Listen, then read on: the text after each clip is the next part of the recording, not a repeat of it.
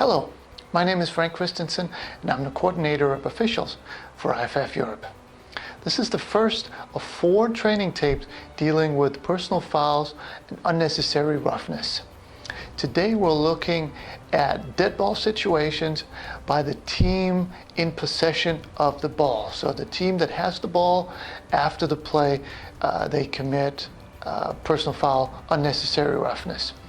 And we'll look at some examples and talk about how much is too much and who should be looking at these situations, since they typically happen away from the ball, which is specific for unnecessary roughness, which typically happens away from the ball, as opposed to late hits, which typically happen against a runner. But before we get to the game film, let's have a look to see what the rulebook and the MOFO have to say on this topic. In the rulebook, we go to 9.1.12, contact against an opponent out of the play, and B says no player shall run into or throw himself against an opponent obviously out of the play, either before or after the ball is dead.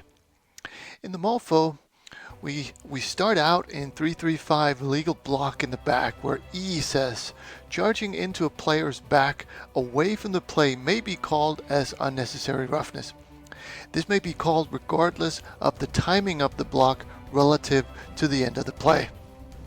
And then we move on to 3.3.12, dealing with unnecessary roughness. A, an act that occurs well away from the play may be classed as a personal foul, even though the act itself is legal. In other words, it is the location of the players with respect to the play that causes the foul, not the legality of the contact. B, be certain that the act wasn't justified by the play situation, for example an interception or fumble return or broken play.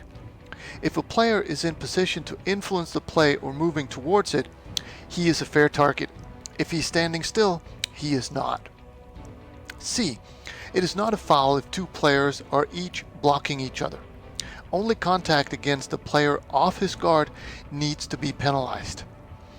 D, for unnecessary hits away from the ball near the end of the play, make them dead ball fouls rather than live ball fouls. And finally, E, when a player is hit after giving himself up, a foul is warranted. And that was the book. Now let's have a look at some real live examples in the game film.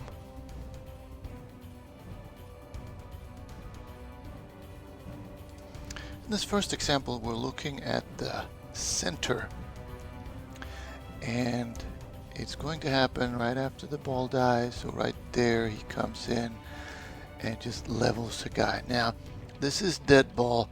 Right there the ball is dead, and he needs to know this. I mean, the play ends right in front of him, and he needs to see that B17 is not, I mean, he's moving slightly towards the ball, but he's stopping, and he's not participating in the down that's already gone. So we really need to be good dead ball officials and catch this, because when we don't catch this, this is the type of action that's going to create retaliation later on. So let's have a look at who needs to see this. Well, it happens right in front of the umpire. He certainly is a prime candidate to be able to see this.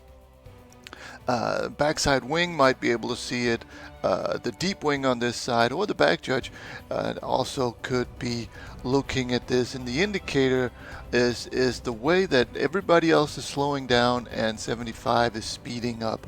Once you see that, that's usually a break in the hand. So, you know, put on your wide angle, so that you can see if somebody's speeding up, and then pick him up, because certainly especially the umpire should be able to see this.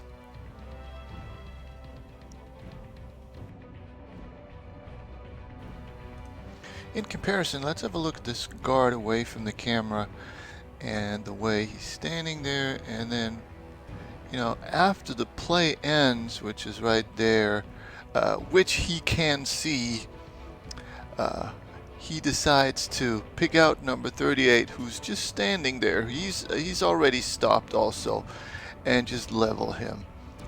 But so we've got the same indicator, even though it's not open field the way it was in the previous play. You know, everybody is stopped, and the target is just standing around, and here comes somebody with a lot more speed than anybody else. But here the umpire is alert to it, and he actually calls it good flag, good pickup. And even the back judge also comes in with the flag. So here we've got really good coverage and good job by these two.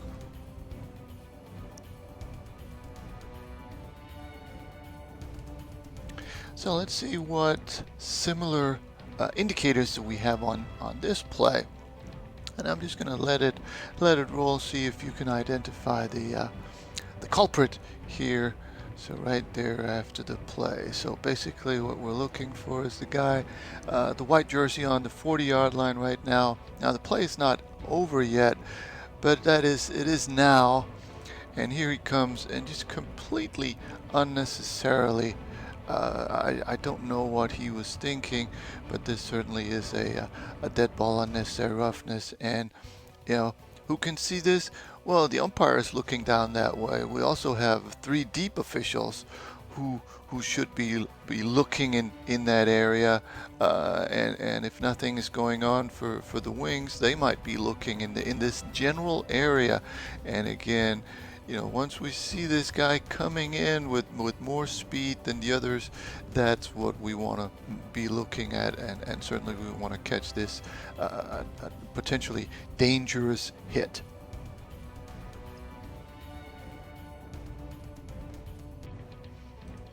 The far tackle is the player we're looking at this time, and he's fine here, and then the runner goes and dies there, and then that happens. So again, we've got the runner down, and the tackle needs to know that. It happens in front of him, and then even behind the runner, he finds somebody just standing around and levels him. So this is certainly, it's after the play, and it is unnecessary roughness. And you know, you can't really fault the wing for not seeing it, because he's probably focused on the runner and progress. But the center judge, and you know, potentially also the umpire, certainly should be able to pick this up so that we catch this, because again, when we don't, this is the kind of thing that creates retaliation later on in the game.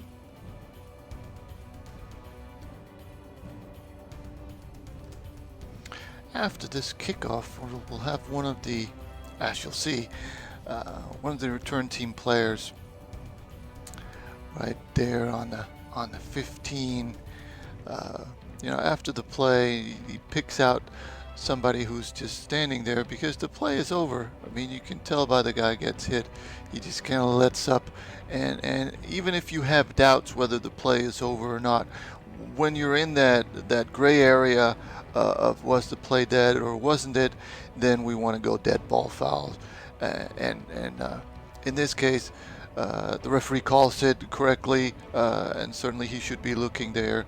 Potentially the backside wing could also be looking there if he's not focused in on forward progress, but this certainly is an unnecessary hit that needs to be called as a personal foul.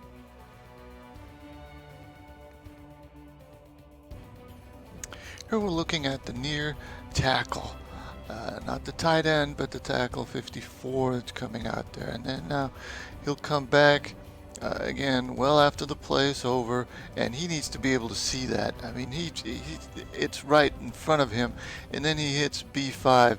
Now this one is different in the sense that even with the ball being live, this would have been an illegal foul or an illegal block, and so we're not as lenient as we would be had there been a potential for this block to be legal. Had the ball still been alive, had the runner still been going, this could have been either a block in the back or a blindside block, depending on the forcefulness and the situation. But here, once the ball is dead, we can't go block in the back, we can't go blindside block. So this would be a correct call for personal foul, unnecessary roughness, or dead ball, unnecessary roughness. Before we move on to the legal plays, here we're looking at the the guard away from the camera. He's going to pull around and do pass protection. So right there, he's okay with that first. Then that last second push is just too late and too much. This is clearly dead ball and as such, and therefore unnecessary roughness. I mean, the first part is okay. The ball is gone, but that's fine. And then he kind of lets go, and the defender eases up, and then he decides to make another push after the ball is clearly gone. So this certainly could be called as a dead ball, unsportsmanlike, or unnecessary roughness. And you know, who needs to see this? Well, the wing on that side could certainly see it. The referee looks like he is looking at it and judged that it wasn't enough. I would certainly have supported a flag on this one.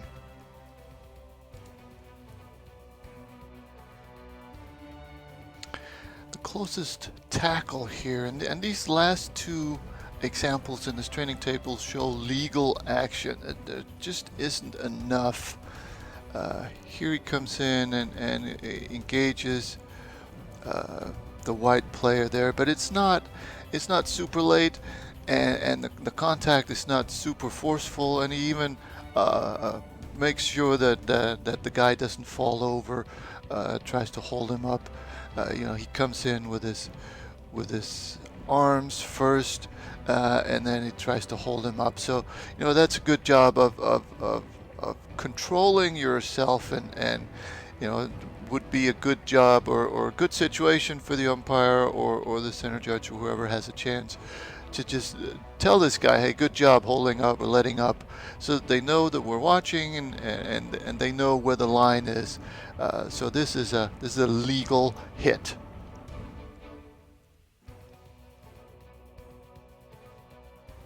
In this last play, we're looking at the running back, and he's going to do pass protection here, and then he's going to do that. Now here we're getting right to the edge of what we can allow.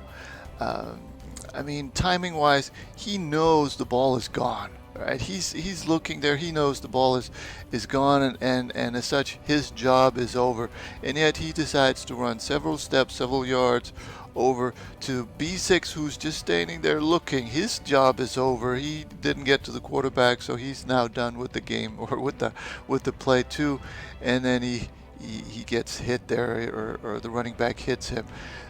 So I don't think this is quite forceful enough. Obviously, if B6 had gone flying more than he does, there certainly would be a call. And if this game is right on the edge, or the temperature of the game is close to boiling, this could be something that we would want to call just to control the game. But this certainly is very late, and something that we could consider calling, and a talk to would certainly be in place here. And something that we should consider doing, because otherwise, you know, this will escalate. And who can see this? Well, you know, the backside wing might be able to see it. The referee or center judge, whoever's on this side of the ball, might see it. I wouldn't necessarily expect the umpire, because this is the type of pass that where we would like the umpire to look at. So he would be looking there, which he does here correctly, and I also think it would be a difficult get for the deep officials, just simply because it still happens, you know, in the box area there. But the backside wing or the referee here certainly should be able to pick this up and make sure that we have a talk to this guy if we decide this is not worth calling. And again, I only think this would need to be called if the temperature of the game mandated it. That was the training tape. I hope it made sense. I hope you were able to see what we want called and what we can let go, and I hope you found something you could use on the field.